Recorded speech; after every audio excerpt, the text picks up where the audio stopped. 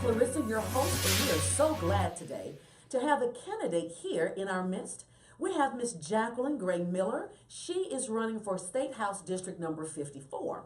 So, Jacqueline, welcome. Thank you. Thank you so much for having me. Absolutely. We're excited about what you're doing, and we've learned a little bit about some of your platform and what you're running for. Now, what I like to do when I'm talking to people about running for office, I like to let them know what does that district, where does it cover? What are the perimeters? Because some people aren't aware of numbers, but they know if you say their city or their community, they are very well aware that you're going to be covering that particular area. That's So right. what does District 54 cover? Well, District 54 runs from North Birmingham over through Crestwood, Crestline, Avondale, over to Ruffner Mountain.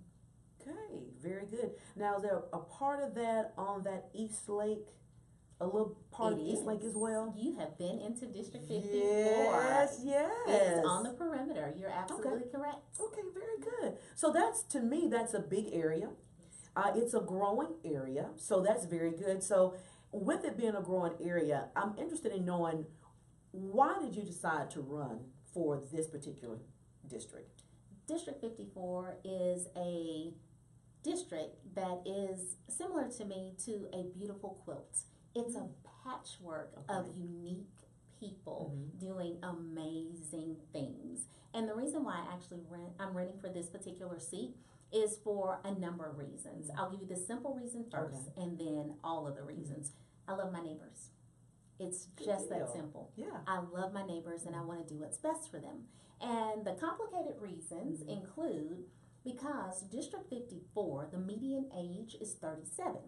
And within that, we have pockets of elderly individuals that need our help. Okay. So we have to ensure that we're taking care of not only the elderly in our district, but also those who might be being pushed out of their homes because the prices are skyrocketing in that area. Okay. So we have to be mindful That's of something that's obviously dear to your heart. Yes. And that's one of the issues that you see that's taking place in District 54. So now, with that being the case, 'cause that's actually a part of some of your key things that you're running for. So I see here where you have respect for our elders. So elderly is very important to you. Servant leader, did you talk about that in a minute?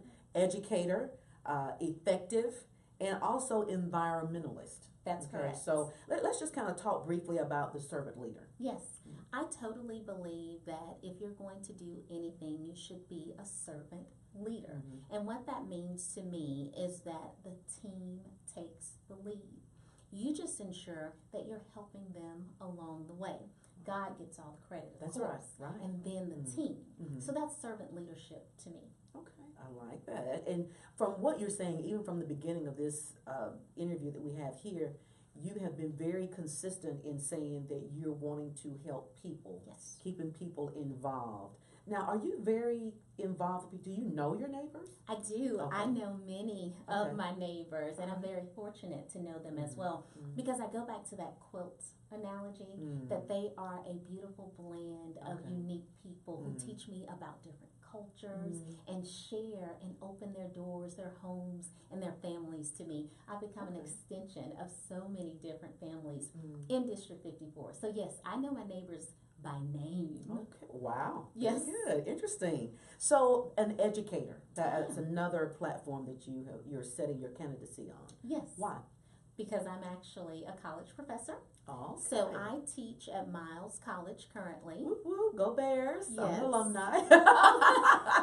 I love it. I love it. And I've also taught at Alabama State University in Montgomery. So go Hornets as well. Okay. Yes, my dad graduated from there as well. Right. So yes, I'm an educator. I am really on the front line of education. I believe in pre-K. I also believe in public education. It needs to be the best that it can be. So that's where I stand on education. Okay, and so what schools are in that area? There are a number of particular schools in that area. I will not call their names because if I leave one out, oh yeah, that's a problem. that is a problem. That's a problem. And the reason why I say that as well is because I have coached T-ball.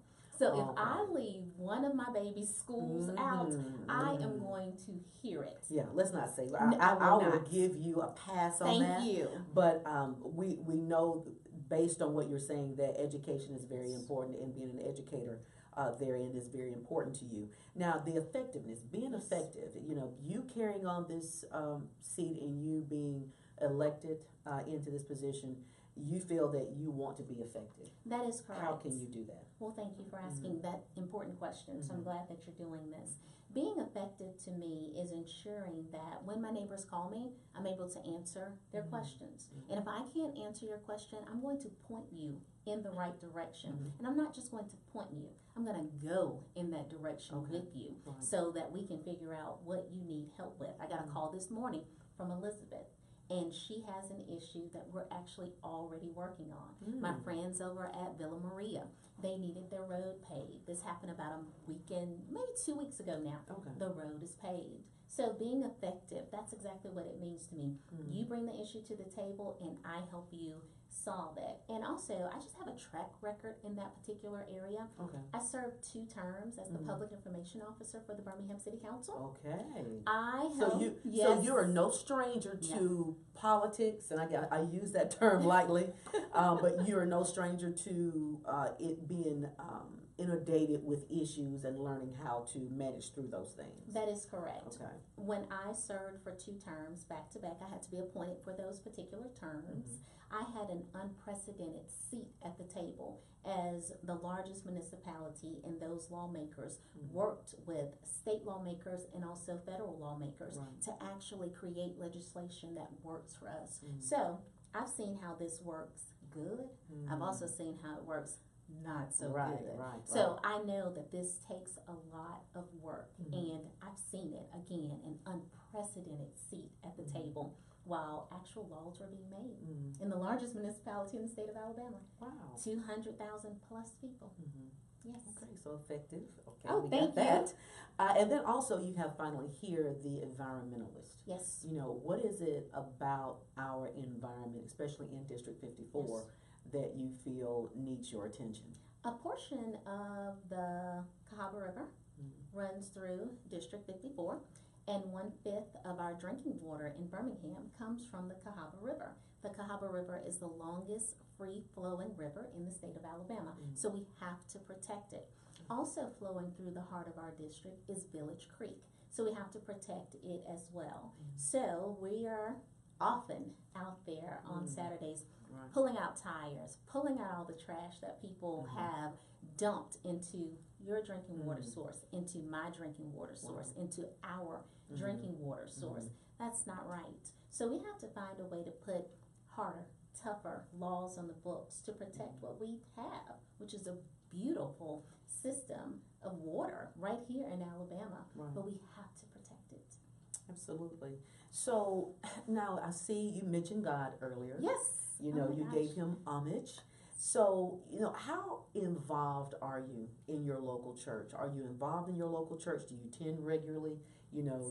How are you connected with your local church? I do attend regularly. I am also a member of what's called the Dream Team.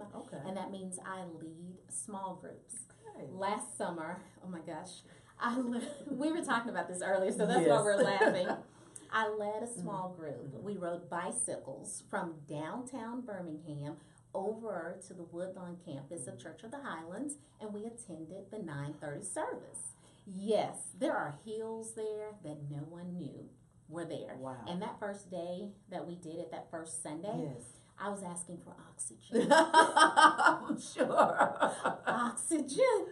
Wow. So that's a lot of fun. So I am extremely involved in service, and I love it. And I also teach a series, or a small group as we like to call them, on pride. We all have to deal with pride. So that's something that I teach on. Very good. Yes. So I want to ask one more question. Please. And I hope it's not a curveball, but in your decision making, how much in a percentage does God get first dibs on your decision making? Well, let me just say, I start every day on my face. That's where I start every day, because I believe that if you start the day on your face, you can't fall any further. So everything starts with me right there on my face in the morning. So that's the answer. I guess percentage-wise, I couldn't tell you, because that's my start of my day, that's the middle of my day, that's the end of my day. I'm always meditating on some word. It's like, you know how a cow chews kudzu? Yes. I'm always meditating on a word, and usually looking for signs as well as I'm driving through. When I drove up to the church here today, I love the sign that says, be quiet, or I think it says something like, shh, listen for God's talking. Yes, I love that. And I immediately turned my radio down. So I love that. Yes. Very good. Yeah. Well, definitely, we want to make sure that we encourage everyone to go to the polls and vote. You know, it is our desire to make sure that we educate you on the platform that every candidate is running for. And so this was a good opportunity for kind of sit down and get to know Jacqueline Gray Miller as she continues to carry her campaign for the seat of State House District number 54. And we want to continue just to let everyone know, vote, vote, vote. It is your right, it is your privilege, it's your duty to do so. This particular election, because you have a runoff. I do. Then that's going to be Tuesday, July 17th. That is correct. It's Tuesday, July 17th. And if you want to know more about me, go to the website. It's votegraymiller.com. That's VOTEGRAYMILLER.com. There is plenty of information right there about me. You can send me a direct email. My telephone number is even there. And I answer the phone. People are surprised. Yes, I am. They're like, who is this? And I'm like, it's Jacqueline Gray Miller. How can I help you? Right. And they're like, no. I'm like, yes, ma'am, it is. How can I help? Wow. Yes. Well, very good, guys. So there you have it. We've given you the information that you need. Continue to share this information with people that you know who are going out to vote, because we encourage you to be educated voters, to make sure that you put the right people in office. So remember, Tuesday, July 17th, it is time to vote. There's several runoff elections that will take place. Jacqueline Gray Miller will be a part of one of those runoffs. So make sure you get to the polls to vote. Those of you who are in District 54, vote, vote, vote. Thank you so much for joining us today, and have a great rest of the day.